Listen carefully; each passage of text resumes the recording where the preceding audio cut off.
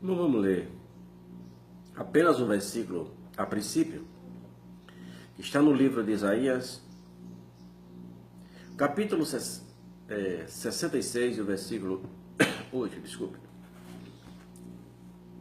Está escrito assim, Isaías 66 e 8. Quem jamais ouviu tal coisa? Quem ouviu coisas semelhantes? Pode, acaso, nascer uma nação num só dia? Ou nascer uma nação de uma só vez? Pois tinham antes que lhe viesse as dores, deu à luz a seus filhos. Isaías 66 e 8. Vamos para o livro de Ezequiel. É uma coisa extraordinária.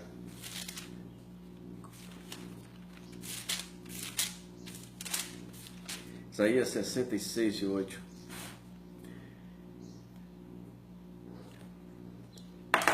Tem a ver com a mesma profecia de Ezequiel 37. Então, Isaías 66 e 8 e Ezequiel 37 falam do mesmo evento, das mesmas coisas. Desde a época em que os judeus, por desobediências, a nação de Israel, quando eu falo judeu, estou me referindo a uma tribo, mas a nação de Israel, por desobediência, foram levados ao cativeiro babilônico, que lá foram só passando dos babilônicos para os medos persas, depois dos medos persas para os gregos, depois no ano 46 a.C. assume literalmente o Império Babilônico, que no ano 46 a.C. é que ele se toma terra de verdade, o Império Babilônico, e perdurou como escravo, escravizado por todas as nações, sem ter uma pátria, sem ter uma casa para morar. Estava espalhado por todas as nações, e o profeta vê como um grande vale de ossos secos espalhados, sem vidas, e ali estavam eles. Isaías 66 e 8, Deus faz uma pergunta, e o profeta escreve se uma nação podia nascer de uma só vez. E ele mesmo dá a resposta que pode.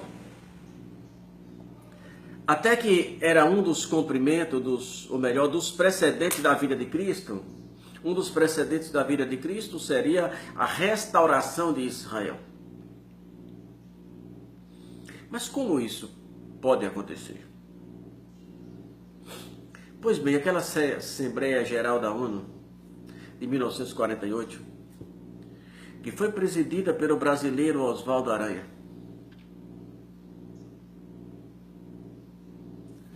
aquela Assembleia Geral reconhece Israel como nação. Então, Isaías 66 e 8, Ezequiel 37, se cumprem em 1948. Eu, analisando, li a Bíblia 5 vezes, buscando algumas respostas, algumas profecias que faltassem se cumprir, profecias dos precedentes, profecias que indicam os precedentes da vida de Cristo. Não encontro mais nenhuma. Todas as profecias, todos os sinais precedentes à vida de Cristo já aconteceram. E o que estamos esperando agora? Certo de que Jesus está às portas, está voltando. Certo de que todas as nossas decisões serão homologadas pelo Senhor Jesus Cristo, seja elas certas ou erradas. E sabendo que Jesus está voltando, como devemos nos portar, como devemos nos comportar em meio a uma multidão insana, uma multidão louca, no estado de êxtase? que fala de Jesus com zombaria, com desprezo, que brincam de Jesus nas grandes mídias, e diz que o homem é livre para fazer o que quiser, é verdade. Nisso você tem direito, nisso você tem razão. O livre-arbítrio dá ao homem o direito de escolha, seja elas certas ou erradas. Deus não interfere nas nossas escolhas.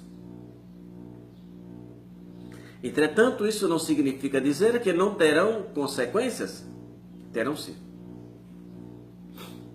Por que terão? Porque o céu, paraíso de Deus, ou o Hades, uma sala de espera para o inferno, são diretamente ligado às nossas escolhas. Há escolhas que levam ao paraíso e há escolhas que levam ao Hades.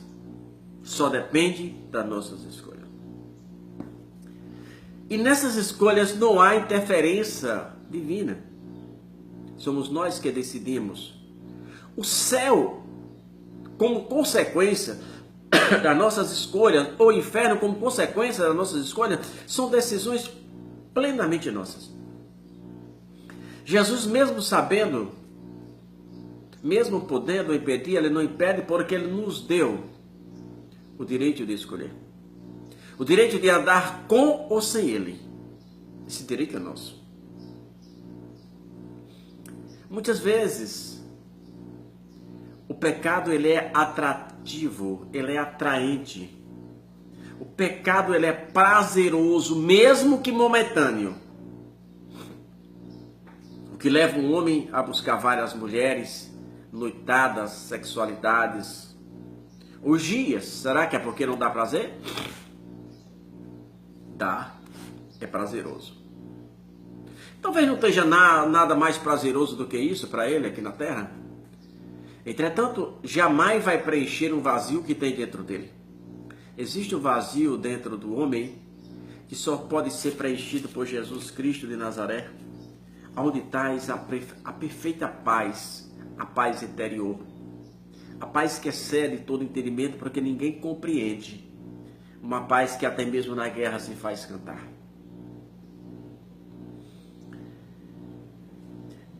E além das consequências desastrosas dessas ações funestas e avassaladoras, que a princípios são boas. Então devemos tomar cuidado, porque Jesus, assim como ele disse, assim como ele avisou a Noé do grande dilúvio, apesar de nunca ter chovido na face da terra antes do dilúvio, o dilúvio foi a primeira chuva. Jesus está dizendo que Jesus disse que voltaria de novo.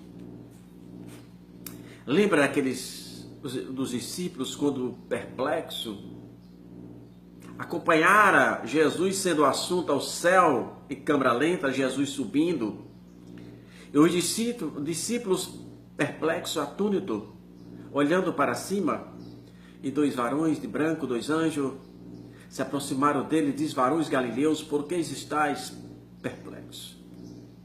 E se mesmo Jesus que visse subir, ele voltará de novo. Só que Jesus agora não volta mais como cordeiro.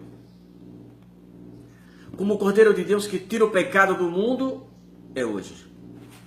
Hoje Jesus ainda está com suas mãos sangrando e como o cordeiro de Deus que tira o pecado do mundo. Entretanto, nessa vinda de Jesus, ele não vem mais como cordeiro, ele vem como leão. Ele não vem mais receber uma coroa de espinho, pois ele vem revestido com uma coroa de glória. Ele não apanhará mais com a vara, pois a Bíblia diz que ele regerará a nação com vara de ferro. As pessoas jamais cuspirão no seu rosto, porque nem força para olhar no rosto dele terá. Então devemos estar preparado para esse grande dia. Irmão, Jesus pode voltar hoje ainda. Pensemos o seguinte: a vida que estamos levando está agradando ao nosso Senhor e Salvador Jesus Cristo? Se todos os precedentes, irmão, da vinda de Cristo já se cumpriu, só resta-nos o soar da trombeta, que pelos olhos da fé podemos olhar os anjos de Deus com elas nas mãos, preparando, e o Espírito Santo só aguardando a segunda ordem, dizendo: traz a minha noiva. Então devemos, irmãos, santificar as nossas vidas, ungir os nossos olhos, purificar os nossos lábios. Devemos nos comportar como os verdadeiros cristãos de Cristo Jesus, como os verdadeiros atalaias. Devemos viver, irmão, não. Devemos nos desprender, irmão, de tudo aquilo que nos afasta de Deus, da mentira, da palavra mentirosa, do engano, de tudo aquilo que pode nos afastar do Senhor. Jesus nos ama, irmão, mas Ele aborrece o pecado. Então vamos viver. Não tem, deixa eu afirmar mais uma vez, não conheço nenhuma profecia que seja precedente à vida de Cristo que não tenha se cumprido. Nenhuma. Então, irmão, pare um pouco, analise. Tempo de crente não garante salvação. Ser presbítero não garante salvação. Ser pastor não garante salvação. Ser evangelista, apóstolo, não garante salvação. A salvação está ligada à obediência à palavra do Senhor e Salvador Jesus Cristo. A salvação está ligada a andar à luz da palavra de Deus. Precisamos caminhar, precisamos nos alimentar. Leia a Bíblia todo dia. Você quer ouvir Jesus falar? Leia a Bíblia. Irmãos, eu creio em profecia, mas não corro atrás de profecia. Quando Jesus quer falar comigo, Ele fala. Já falou várias vezes, mas nunca precisei sair do meu lugar, porque eu sempre aprendi que a maior das profecias é a palavra de Deus. Lembro de uma certa feita, quando eu trabalhava no Fórum de Tratando de Jesus, alguém me disse: olha, irmão, tem uma mulher que chegou aqui, que Jesus está usando ela grandemente em profecias. Você não vai vir? E a minha resposta: no dia que Jesus quiser falar comigo, Ele vai falar comigo aonde eu estou. Não preciso mudar de lugar para Jesus falar comigo. Então, irmão, pelo amor de Deus, santifica a tua vida, bota a tua vida no altar. Jesus está voltando, mano, e este mundo vai ficar em guerra. Este mundo vai ficar em desespero. Mãe procurando os seus filhos, mulheres grávidas, caídas no chão, esvaídas em sangue, o seu filho sendo arrebatado bruscamente, porque desobedeceram a palavra do Senhor Jesus. Não adianta ganhar esse mundo, irmão. O que adianta você ter tudo na vida e não ter Jesus? O dinheiro compra tudo que nessa terra o dinheiro compra tudo, irmão. Mas a salvação ninguém consegue comprar. A salvação é pela obediência à palavra de Deus. Não adianta você ter tudo e não ter Jesus. Então pense um pouquinho nesse momento, reflita e reveja as suas ações. Redefina a sua vida. Faça uma introspectiva e entre dentro de você e veja se é isso mesmo que você queria. Faça também uma retrospectiva de quando você começara no Evangelho. Vê se as coisas que você cria são as mesmas. Então, irmão, vamos fazer uma análise de consciência e vamos voltar ao primeiro amor. Lembre disso. Lembre só disso. Não existe nenhuma profecia que fale dos precedentes da vida de Cristo que não tenha se cumprido. Um bom dia.